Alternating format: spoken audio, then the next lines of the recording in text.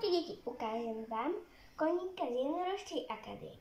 A ten kôň sa volá Vločka a tu je jeho kamarátka Lejla. Kľudne môžete dať stadiaľ to aj dole.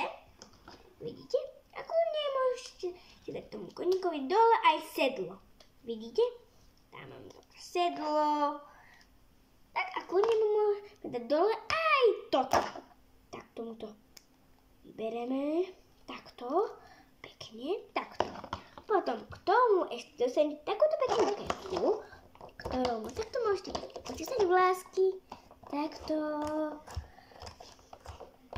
Tak a potom ešte, aby ste vedeli, aby ste sa nebáli, že sa vám to už tak navždy zasekne, dá sa to dať zase aj naspäť. Kúkajte. Ja. Tak. Teraz takto zase naspäť toto. Takto. Takto toto popricúvame. Tak. A teraz ju tam iba zase naspäť posadíme. Skrčíme jej nôžky. Takto a takto posadíme.